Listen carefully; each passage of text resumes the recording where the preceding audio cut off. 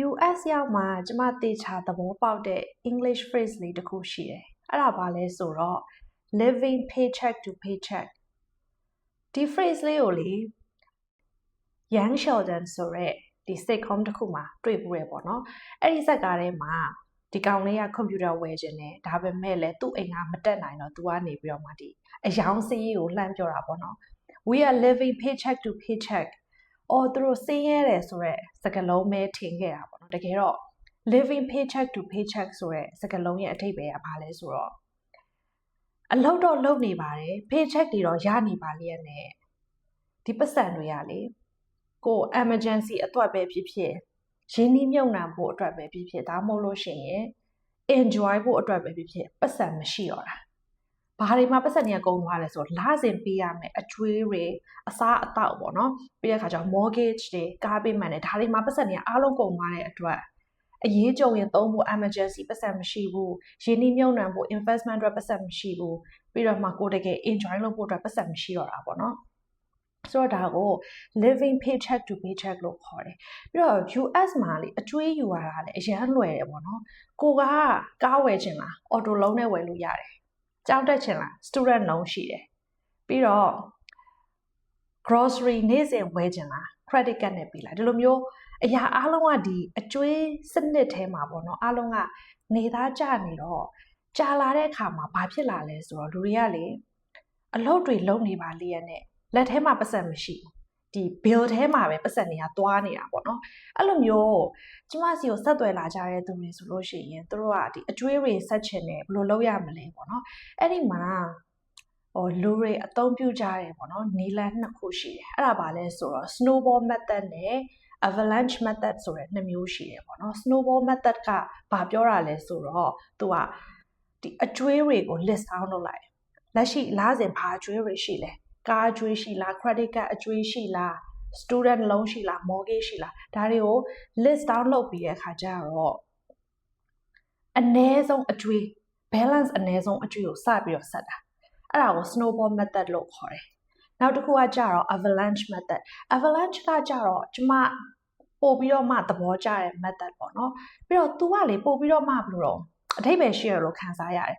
သူ့ရဲ့နီလန်ကဘာလဲဆိုတော့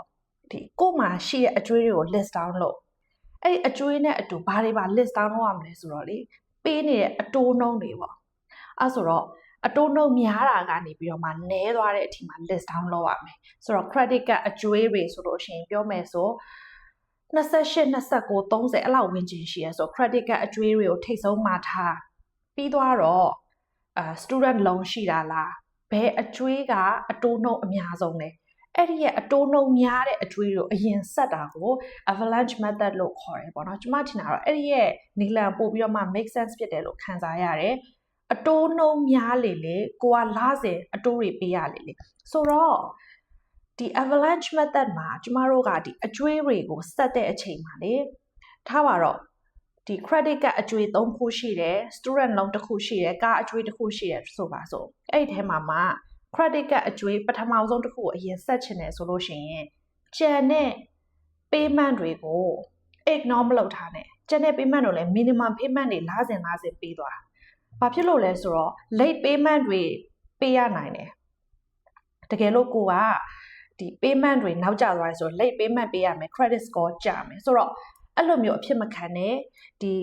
ပထမဆုံး credit card ကိုပေးနေတဲ့အချိန်မှာတခြား payment တွေကိုလည်း minimum payment တွေကိုပေးသွားရမယ်ဒါပေမဲ့အရင်ဆုံးကို target ထားတယ်ပေါ့နော်ကို priority အနေနဲ့ဦးစားပေးထားတဲ့အကျွေးကိုတော့ကိုကလေများဆက်ရမယ် minimum payment မဟုတ်ပဲနဲ့ပို့တဆက်ရမယ်ဆိုတဲ့သဘောဖြစ်တယ်ဆိုတော့ credit card ကိုကအရင်ဆက်မယ်လို့စဉ်းစားထားရဲဆို credit card မှာ minimum payment ပဲမဟုတ်ဘူးပို့တဆက်လို့ရတယ်ဆိုတော့အဲ့ဒီရဲ့ credit card တွေကိုဆက်တဖြည်းဖြည်းနဲ့ဒီအနည်းဆုံးပေါ့နော်အတိုးနှုန်းအနည်းဆုံးအကျွေးကိုပဲခြံထားဆိုတော့အဲ့လိုမျိုးနီးနဲ့ဆက်လို့ရတယ်ဒါကကြတော့ avalanche method လို့ခေါ်တယ်ပြီးတော့မှကျမထင်တာအဲ့ဒါပို့ပြီးတော့မှ effective ဖြစ်တယ်လို့ခံစားရတယ်ပေါ့နော် snowball method ထက် snowball method ကကြတော့ balance အနည်းဆုံးအကျွေးကိုအရင်ဆက်တာကို snowball method လို့ခေါ်တယ်ကျမကိုဆက်သွယ်လာကြပြီဆိုလို့ရှိရင်လေ okay အိမ်ကနေပြီးတော့မှ equity ထုတ်ချင်တယ်ကားအကျွေးဆက်ချင်တယ်အဲ့လိုမျိုးပြောကြရတယ်ပေါ့နော်ဆိုတော့ ကားအကျွေးကိုအိမ်ကနေထုတ်ပြီးတော့မဆက်ပင်းနဲ့လေကားအကျွေးကို refinance လုပ်လို့ရတယ်ဆိုတော့ကားဝယ်ထားတဲ့အတိုးနှုန်းများတယ်ကျမတို့ US မှာစပြီးတော့ကားဝယ်တော့ကလည်းအတိုးနှုန်းများတယ်ရှင်အဲ့ဒီတော့ကကျမတို့ credit scoring မရှိဘူးပေါ့နော်ဆိုတော့အဲ့ဒီကား payment ကို6ခုလုပ်ပြီးတဲ့အချိန်မှာ credit union မှာသွားပြီးတော့မှ refinance လုပ်လိုက်အခါကျရင်အတိုးနှုန်းကျသွားလိမ့်မယ်အိမ်ကနေထုတ်เสียမလို့ဆိုတော့ကားအတိုးနှုန်းများတယ်ဆိုလို့ရှိရင်ကားကို refinance လုပ်လိုက်ဒါပေမဲ့အိမ်ကနေထုတ်ပြီးတော့မှဘလို့အကျွေးတွေဆက်တင်လဲဆိုတော့ credit card အကျွေးတွေကိုတော့အိမ်က equity ကိုထုတ်ပြီးတော့ဆက်တင်တယ်ဘာဖြစ်လို့လဲဆိုတော့ credit card တွေရဲ့အကျွေးတွေကကြတော့လေအတုံးနှုန်းအများများတယ်ပေါ့နော်ကျမစောနာပြောသလို तू က25နေပြီးတော့မှ30ကြားမှာရှိတယ်ကိုက minimum payment ကိုပဲပေးနေမယ်ဆိုလို့ရှိရင်ဒါကဟိုအတိုးထဲအများကြီးနဲ့ဒီအရင်ထဲကိုနည်းနည်းပဲရောက်မှာ minimum payment ကိုပဲပေးနေမယ်ဆိုလို့ရှိရင်လေဒီအကျွေးကြေဖို့အတွက်နှစ်ပေါင်းများစွာကြာမယ်ဆိုတော့ဒီ HELOC တွေထုတ်လို့ရတယ်HELOC ဆိုတာကကျတော့ Home Equity Line of Credit ကိုပြောတာ။ तू ကအိမ်ကနေပြီးတော့မှဒီ equity ကိုပြန်ထုတ်ပြီးတော့မှအကျွေးဆက်တာပေါ့နော်။ဆိုတော့အိမ်ကနေ equity ထုတ်တဲ့အခါမှာလည်းအားလုံးကိုထုတ်လို့မရဘူးပေါ့နော်။ကျမတို့အိမ်ဝယ်ထားတာဘယ်လောက်ကြာပြီလဲ။အိမ် payment လုပ်ထားတာဘယ်လောက်ကြာပြီလဲ။ဒီပုံမူတည်ပြီးတော့မှအိမ် equity မှာ20% ရှိမှအဲ့ဒီရဲ့20%ရဲ့အထက်ကိုကျမတို့ကထုတ်လို့ရတာပေါ့နော်။ဆိုတော့ HELOC နဲ့ထုတ်ပြီးတော့မှ credit အကျွေးတွေဆက်ကြတယ်။ပြီးသွားလို့ရှိရင်နောက်တစ်ခုကကြတော့ဒီ cash out refi ပေါ့နော်သူက refinance လုပ်လိုက်တာ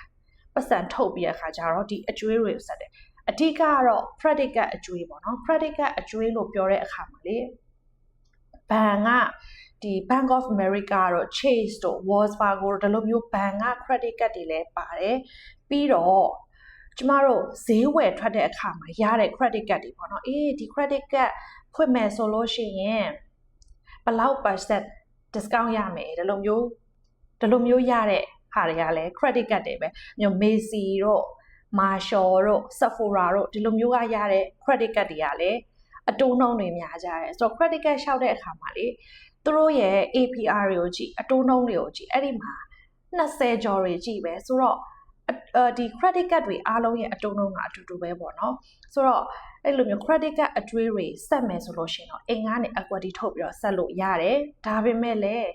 ကားအကျွေးတွေဆက်မယ်ဆိုလို့ရှိရင်တော့အိမ်ကနေ equity မထုတ်ဘဲနဲ့ကားကို6လ payment လုပ်ပြီးသွားလို့ရှိရင် credit union တစ်ခုမှာ refinance လုပ်လိုက်အခါကျလို့ရှိရင်အတိုးနှုန်းကကျသွားလိမ့်မယ်ဆိုတော့ဒီလိုမျိုးနည်းနဲ့ဒီအတိုးကျအောင်လုပ်လို့ရတယ်ပေါ့နော်ဆိုတော့ဒါလေးကိုကျွန်မပြောပြပေးခြင်းလို့ဖြစ်ပါတယ်အားလုံးမနောက်ထပ်ဗီဒီယိုမှာပြန်ဆုံကြပါမယ်ရှင် bye bye